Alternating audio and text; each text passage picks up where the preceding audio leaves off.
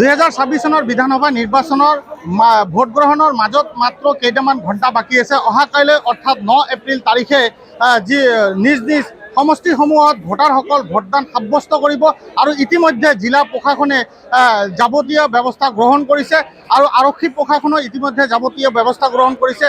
যিসমূহ প্ৰিজাইডিং আৰু polling officer আছে তেওঁলোকে কিন্তু ধুবুৰী জিলাৰ যি গৌৰীপুৰ আছে গৌৰীপুৰৰ PC ইনষ্টিটিউশ্যনত ইতিমধ্যে এই কাৰ্যসূচী আৰম্ভ কৰিছে। ৰাতিপুৱাৰ ভাগৰ পৰা কিন্তু পলিং আৰু প্ৰিজাইডিং অফিচাৰসকল তেওঁলোক আহি নিজ নিজ যিসকল সামগ্ৰী আছে তেওঁলোকে লৈছে। লোৱাৰ পিছতে কিন্তু কিছু সময়ৰ পাছতে তেওঁলোকে ইয়াৰ পৰা ৰাওনা দিব নিজ নিজ গন্তব্য স্থানলৈ। মই সামগ্ৰিক পৰিৱেশ দেখুৱাম ধুবুৰী জিলাৰ গৌৰীপুৰৰ PC ইনষ্টিটিউশ্যনত এনেদৰে প্ৰিজাইডিং আৰু পলিং অফিচাৰসকল তেওঁলোকে নিজ নিজ যি সামগ্ৰী আছে সেই সামগ্ৰীবোৰ লৈছে। তাৰপিছতে কিন্তু কিছু সময়ৰ পাছতে তেওঁলোকে ইয়াৰ পৰা ৰাওনা হ'ব। আৰু ধুবুৰী জিলাত ক'ব লাগিলে ভোটাৰ আছে 12,17,797 গৰাকী আৰু ইয়াৰে আছে পুৰুষ ভোটাৰ আছে 6,27,622 গৰাকী, মহিলা আছে 5,90,170 গৰাকী আৰু তৃতীয় লিংগৰ যি আছে 5 গৰাকী আছে।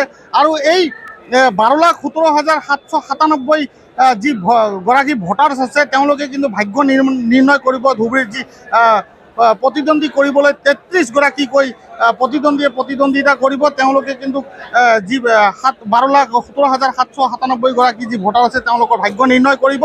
আৰু ধুবুৰী জিলাখনত পলিং ষ্টেচন আছে 1,548টা আৰু ইতিমধ্যে এই পলিং ষ্টেচনসমূহলৈ যাবলৈ তেওঁলোকে যি জিলা প্ৰশাসন আছে বাছৰ যি বাহনৰ ব্যৱস্থা কৰিছে, প্ৰায় 4,000 বাহনৰ ব্যৱস্থা কৰিছে তেওঁলোকক গন্তব্য স্থানলৈ পঠিয়াবলৈ।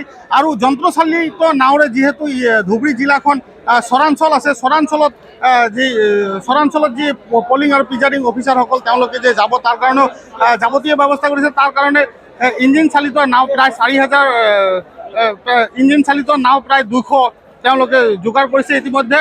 আৰু ক'ব লাগিব যে ধুবুৰীত যি আৰক্ষী প্ৰশাসন আছে তেওঁলোকেও কিন্তু ইতিমধ্যে যাৱতীয় ব্যৱস্থা গ্ৰহণ কৰিছে। আৰু 35টা কোম্পানী ইতিমধ্যে অতিৰিক্তভাৱে লৈ অনা হৈছে যাতে কোনো ধৰণৰ অপ্ৰীতিকৰ ঘটনা সংঘটিত নহয়।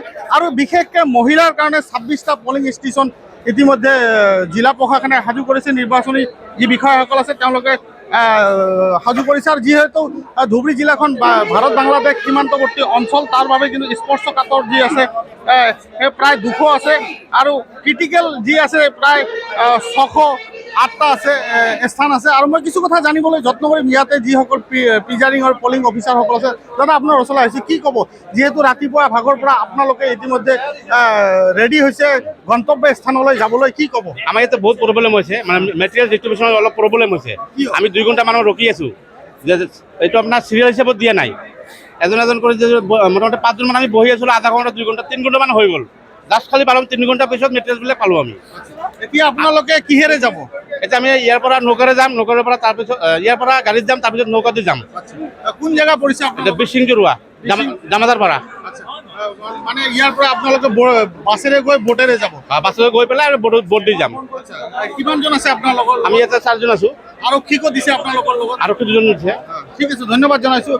এয়া হৈছে ধুবুৰী যি পলিং আৰু প্ৰিজাইডিং অফিচাৰ। আৰু ধুবুৰী জিলাখনত প্ৰায় 5টা সমষ্টি আছে।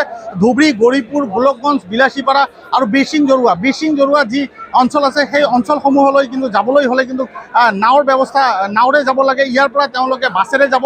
বাছেৰে যোৱাৰ পিছত ঘাটত নামি তেওঁলোকে নাওৰে ৰাওনা হ'ব নিজ গন্তব্য স্থানলৈ। আৰু অহাকালি যি 9 তাৰিখে কিন্তু যি ভোটদান প্ৰক্ৰিয়া আছে সেই ভোটদান প্ৰক্ৰিয়াত তেওঁলোকে অংশগ্ৰহণ কৰিব।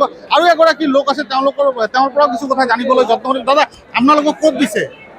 বিশিং জৰুৱা। ইতিমধ্যে সাজু হৈছে আপোনালোকে? সাজু হৈ আছে, অলপ পিছতে ৰাওনা দিব। হয় হয়। ইয়াৰ পৰা আপোনালোকে কেনেদৰে যাব?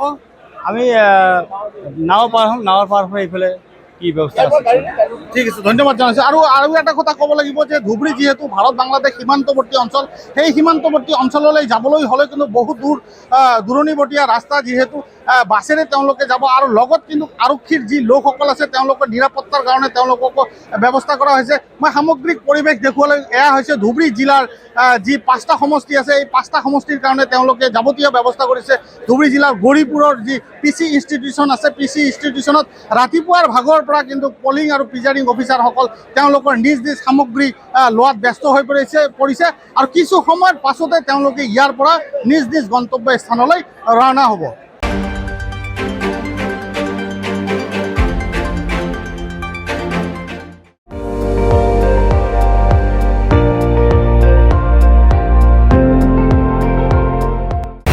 আপুনি চাই আছে ND24 সৰ্বশ্ৰেষ্ঠ নহয় সৰ্বোত্তমৰ দৌৰত।